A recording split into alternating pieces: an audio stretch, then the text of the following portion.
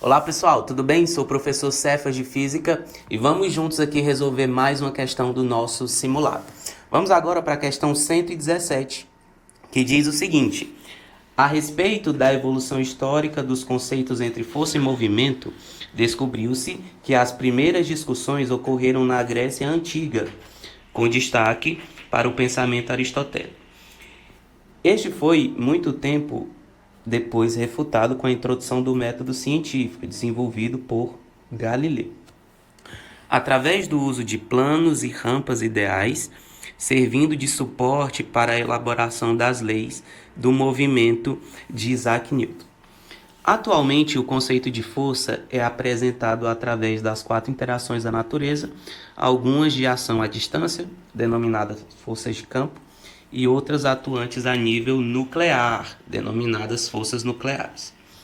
Como exemplo da análise entre os efeitos que uma força provoca no movimento, supõe a seguinte situação hipotética. Um objeto é colocado em movimento sobre um plano infinito, sem atrito, e em contato com a Terra, como mostrado na ilustração, com uma rapidez inicial a partir do ponto indicado no esquema, menor do que a rapidez correspondente à velocidade de escape do nosso planeta, né? Então, com base no esquema e desprezando a resistência do ar, à luz da teoria clássica sobre o efeito da força, conclui-se que o bloco irá adquirir um movimento. E aí, pessoal? Vamos ver aqui o seguinte, ó.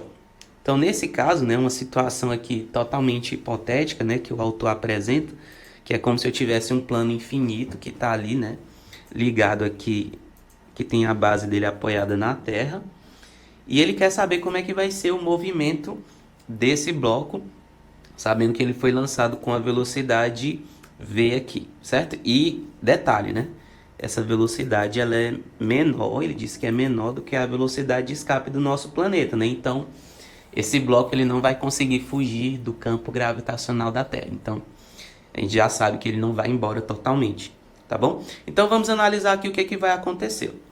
Vamos analisar um instante depois. O que vai acontecer, né? Esse bloco foi lançado para a direita. Então, um instante depois, esse bloco ele vai aqui, vem um pouquinho aqui para a direita, né? E aí, professor, o que está acontecendo? Quais são as forças que estão atuando sobre ele, né? No caso, né? A gente sabe que como ele está sob influência da Terra, vai ter que ter uma força gravitacional, e a gente sabe que essa força gravitacional puxa sempre o bloco para o centro da Terra, né? Então, aqui eu tenho uma força gravitacional, né? A força gravitacional, puxando sempre para o centro da Terra, né? Além disso, a gente teria aqui, no caso, uma força normal, né? Uma força normal, porque ele está apoiado no plano. Então, apareceria, no caso aqui, uma forçazinha normal aqui, tá bom? Mas aí, professor, como é que essas forças vão interferir no movimento? Aqui eu poderia fazer o seguinte, né? Eu poderia decompor essa força gravitacional em duas, né? Vou decompor essa força gravitacional em uma força gravitacional aqui no eixo Y e outra força gravitacional no eixo X. Isso aqui para facilitar o meu problema, tá bom? Aí, quando eu faço isso, eu posso até apagar essa força de vermelho aqui, né? Eu posso até apagar essa criança. Por quê? Porque eu já quebrei ela nessas outras duas forças, né? Aí, aqui pela análise, ora, o bloco não acelera nessa direção Y aqui, né? Então, o que eu poderia fazer? Eu posso cancelar essa normal com essa força gravitacional Y. Aí, o que acontece? Essa força gravitacional no eixo X, nesse caso, ela está oposta à velocidade. Então, quer dizer que nesse movimento aqui, a velocidade do bloco vai diminuindo. Porque essa componente da força gravitacional, ela está freando o bloco, né? Então, ela vem freando o bloco, até que ele chega aqui nessa outra extremidade, ó. E nesse caso, a velocidade aqui vai ser quanto? A velocidade dele vai ser 0. Mas acontece que o movimento não acaba aqui. Porque mesmo estando aqui, ainda vai ter uma componente da força gravitacional para a esquerda. E ela vai puxar esse bloco de volta. Então ele começa a ganhar velocidade no sentido contrário. Aí ele começa a ganhar velocidade no sentido contrário, ele ganha velocidade. Quando ele chega aqui no meio de novo, ele chega com a máxima velocidade. E aí, quando ele está do outro lado, a situação simétrica se repete. Por quê, professor? Porque quando ele está do outro lado, surge também uma força gravitacional para cá, certo? Que eu posso decompor essa força gravitacional em uma horizontal e uma vertical. Fazendo isso, eu posso apagar essa força, né? E o que vai acontecer, pessoal?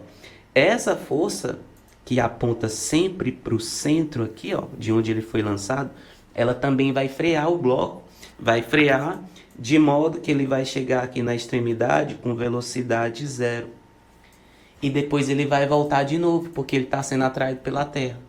Então você vê que esse bloco ele vai ficar no movimento de vai e vem. Quando chega nos extremos, a velocidade é zero. Quando chega no meio, a velocidade é máxima. Então ele vai ficar nesse movimento de vai e vem. Por quê? Porque eu sempre tenho uma força gravitacional que está puxando ele para o centro da trajetória. E nesse caso a gente vai chamar essa força de força restauradora. Então, pessoal, nesse caso aqui, como é que vai ser esse movimento? Vamos lá, vamos aqui para as alternativas. Vai ser retilíneo e uniforme? Já posso descartar essa alternativa, porque a velocidade ela vai variando, né? Retilíneo ele até é, mas não é uniforme porque a velocidade ela vai mudando. B, retilíneo e uniformemente variado. Opa, cuidado nessa afirmativa aqui, gente. Ele é retilíneo e é variado, mas não é uniformemente variado. Por quê, professor? Porque a força gravitacional, ela depende de quê, pessoal?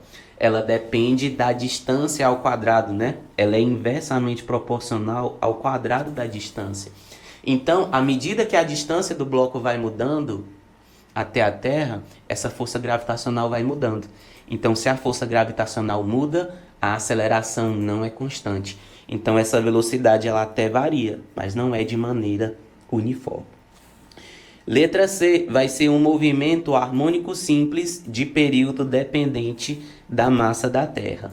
Essa letra aqui está perfeita, é ela que responde a nossa questão. Por quê?